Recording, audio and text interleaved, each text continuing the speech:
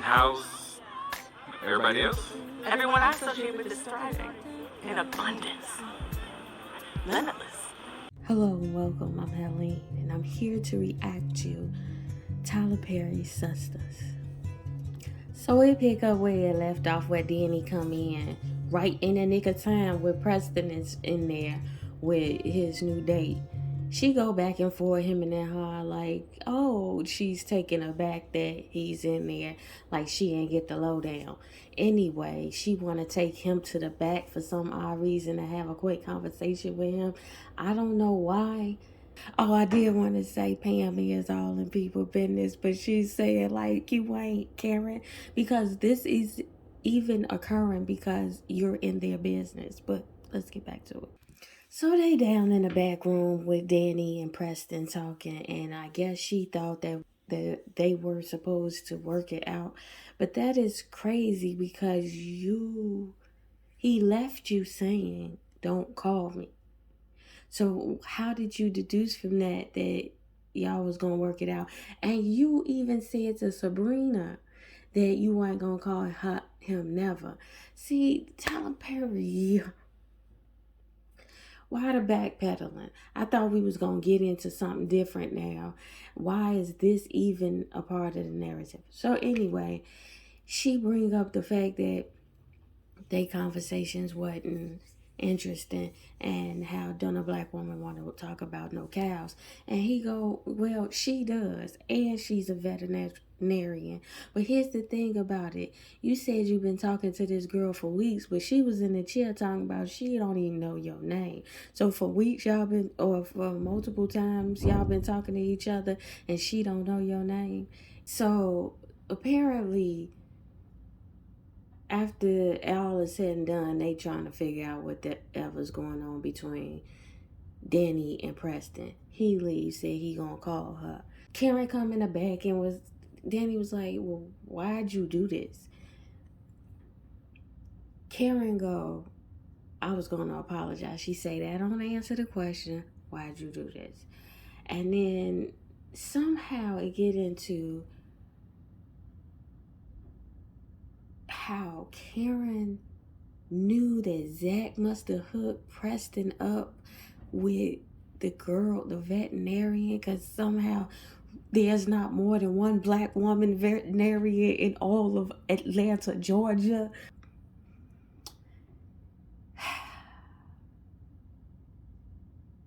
Yeah.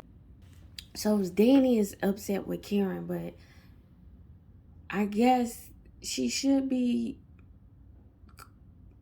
thanking Karen, I guess, because you did go down there and hash out a new level to this relationship for yourself for some odd reason. Well, I thought you left it at that. So she come out the back and Pam was like in her business, and Danny put an end to it as Karen should have from the giddy up. That is the problem, and I see why you don't have no customers, G. So anyway, Danny leave and dial up somebody number. So Danny called Fuego and they harsh with one another. And he like, girl, whatever you going through, don't take it out on me. And so, partner background. But Danny then kind of whimpers. Just text me if you coming through. So we get a redundant scene between the team of Zack and Fatima. Basically stating their love for one another and how he ain't never met a woman like her before, and how he in love and he in between love and fear of her. And she said don't trip, she got it, cause she always got it, and whoop de whoop and woo up the bam. So the next scene opened up with Sabrina and Danny down to Sabrina's apartment. Bless their heart for being mature about the marijuana. So anyway, of course, Danny is down here to Sabrina's house to commiserate about Preston. But before they get to commencing to commiserate, Danny asks for some tree. Sabrina got the tree tucked away and looked like in like a sugar pot. Bless your heart. So then he tells what happened down to the salon and how Karen think that Zack hooked him up because, you know, like I said in previous recaps, Zack ass was always at her house as well, unannounced, and they had their little time together, him and Preston. So that's where they might have created a connection enough to have this outlandish plot where Zack has hooked up Preston. But anyway, let's go along for the Alice in Wonderland ride of it all. So Danny goes, listen, you know Zack is willing to play games. Sabrina was like, you know, you right, cause he would try to make Karen jealous with the girl. Like, it's funny how y'all all know his flaws now, and y'all couldn't tell that Wayne Chuff his flaws from the giddy up. Y'all was playing it like he's an upgraded version of himself, and now that y'all in proximity to some fuck shit, now all of a sudden he back to being a fuck nigga when you just said last season, oh, he's an honest guy. You know, if he ain't one thing, he honest. And I begged to differ. I begged an example. But now that your life seems like it's getting fucked with, he not that nigga. Get the fuck out of here. Come on, man. Because there'll be like a continuity writer or an assistant that go, listen, Tyler, you in the beginning wrote this and now it's this. Can you bring this and this together to make some kind of sense?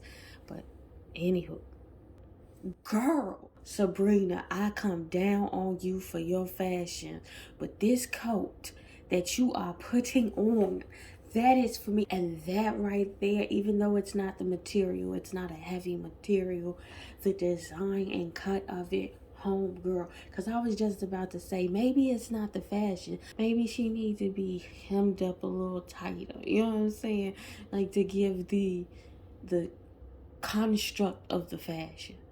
Cause sometimes she look like she lost in the fashion, especially the way they do her fashion. But that jacket on me, okay, it's chugging back to its regular pace. So anyway, Karen down to Andy's apartment.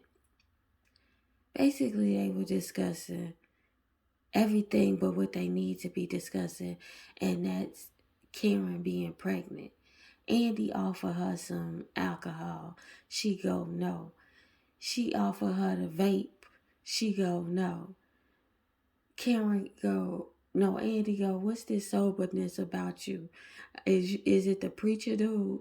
Karen go, nah, I ain't even been talking to him, but I miss him. Whoop de whoop boo up the bam. Yeah, call him. Yeah, I need to get over Zack. I'm over Zack. Yeah, you over Zack. You over Gary. Yeah, I'm over Gary. But wait, let's get into this gaudy thing of a vehicle called a car and drive it around for what? For what? You even asked the question that would he have a tracker on it, and you go, yeah, but fuck it, let's get in this car. You know this nigga crazy. He probably set you up. Even if the setup ain't the setup, it is a gaudy vehicle. I knew this Mickey Ficky looked familiar. The guy that Calvin got down here to meet up with Maurice is the one that Sabrina saw him kiss when they went down to some diner. Now Sabrina over down there to Calvin house as they pretend like she didn't know what was going on. I got to say, I love this jacket, G. I want that fucking jacket. See, gotta make your haters your footstool, because I'm at I'm not here for the fashion, because it be the construct for me. Fashion is not necessarily, and I'm not a fashion girl as far as I got the fashions, but I do know art when I see it. And fashion is art. And if anybody got Amazon Prime, I beg you to go look up, I believe it's Alexander McQueen. Or is it Steve McQueen? Which one is the designer? Anyway, it's a documentary, and what I realized watching. I discovered McQueen. No one discovered Alexander McQueen. Alexander McQueen discovered himself. I wasn't very good at school. I was always drawing clothes. He was a very happy child. He was passionate. When Lee was 17, he said, I'll make you a couple of skirts. I've got to say, they fit like a glove. He was drawing from all of these influences. Jack the Ripper stalks his victims. In the early years, Lee had seen violent things. The darkness created genius. Nobody could create emotions like McQueen. You might find him distasteful, shocking, or misogynistic. He made every single headline. I don't want to do a show feeling like you've just had Sunday lunch. I want you to feel repulsed or exhilarated. He thought the whole system was against him. His vision was so extraordinary. Just genius. I saw myself within the public eye as the gazelle, and the gazelle always got the We can all be discarded quite easily.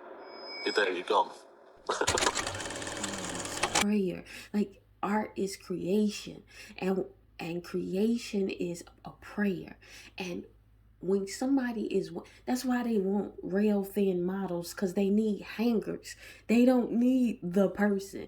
It is a very dehumanizing position to be a model. When you do have the few models who are an authority of their own being and see the compilation between the human form and the artistry of the piece, then it is a majestic model such as like Naomi Campbell that can carry a piece while adding the personality that make you see the art of the actual fashion. Excuse the background noise.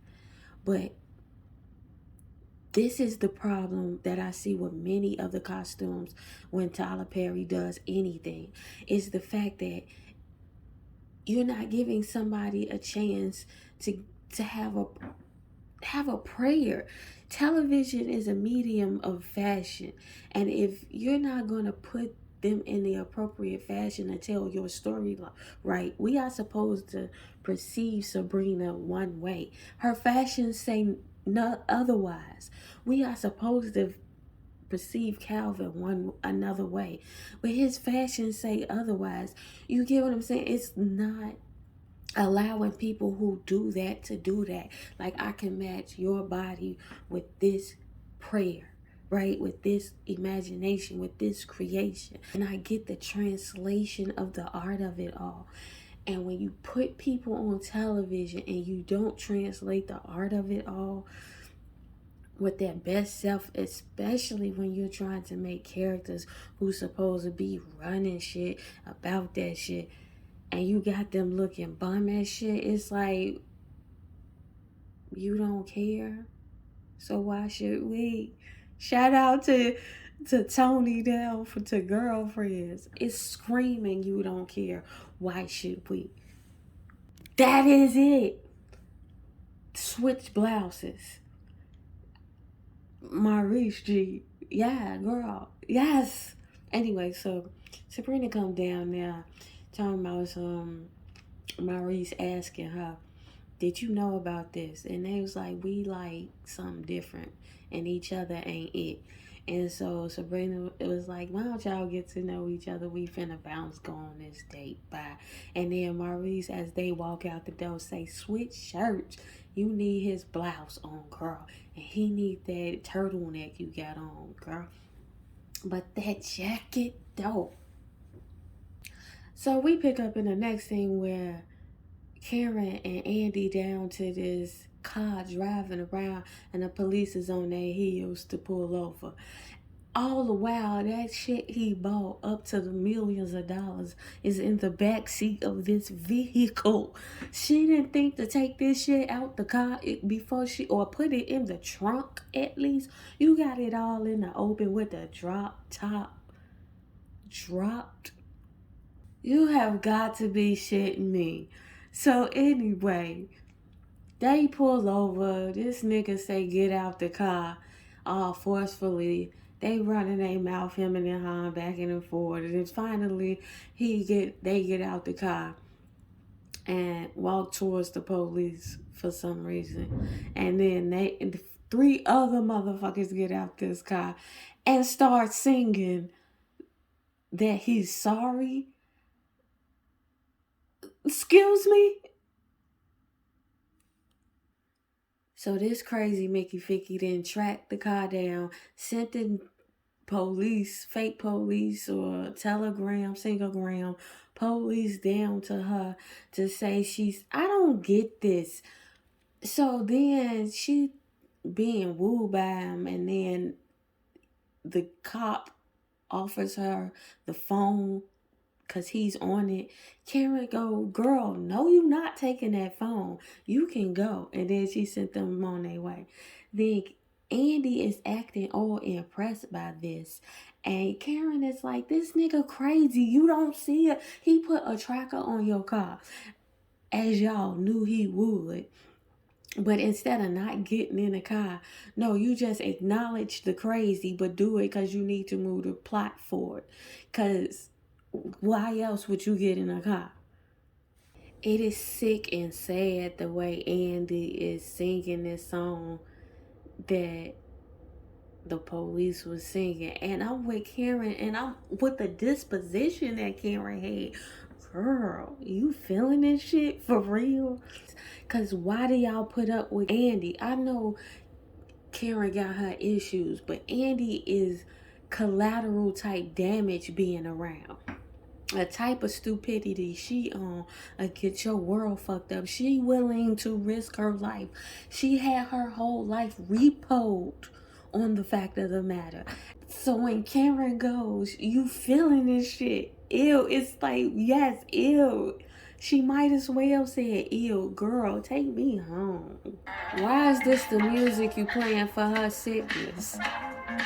He had all this maturity of observation with Fatima and none of this with Karen. All you had was volatility for Karen. Girl, you are bringing out the best in him. So anyway, we down to Fatima's and Zack. And Zack is like, girl, I peep game. You clam up when you get scared and you stop trusting. But what we not gonna do is have you look away and not look me in the eye so we don't hash this thing out. Now speak your mind plainly, G. Because what we gonna do is trust one another and talk this thing out. So bless your heart, Zack, for that. However, where'd you get this from? Where did this come from? Where'd you learn this? And did you have this in your arsenal back in the way back? Or is this something you pulling out because she matters? So after he made that dissertation about how they gonna trust one another, Fatima was like, trust? Okay, I hear you. So I'm coming down there with you. And he's like, that's not what we gonna do. I'm not finna bring you around a bunch of men at 10 o'clock at night. What you gonna do is trust me. And if you don't trust me, where you going? You ain't going nowhere. We in this together. So she chilled on it, and then that was that. The scene end with them caking. Calvin run his mouth like he really got them hands. Nigga, we didn't see you pirouette get knocked out. Anyway, so Sabrina and Calvin on their day down to the restaurant. Some dude who knew her back when at another branch of the bank slid over to her table and was trying to put his number on her phone. She like, listen, I'm on a date with my man. He like, oh, I didn't know. Basically, my friend convinced me that you were more like a friend, not really into her type thing. And Calvin, he didn't apologize and walk off. Calvin then gets offended. I don't know why. You the one in a blouse and a backpack.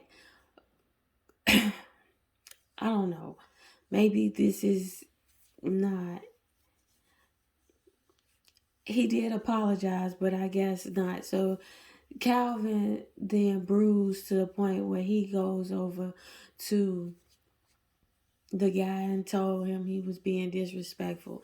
The guy apologized again and again, and then Calvin was starting to talk very slick, like he ain't finna get dropped in this monkey Vicky. But okay. That was Sistas. I think Men of Standard, or was it Winans, had a song. Anything's possible if you believe. Anything is possible. Just dream it, believe it, go forward and achieve it. We all on this journey together. Why not I? You know? We see what a Why Not I look like by Tyler Perry, and it has amassed him billions. Why not I? And so, to the ethos, tell the future I said so.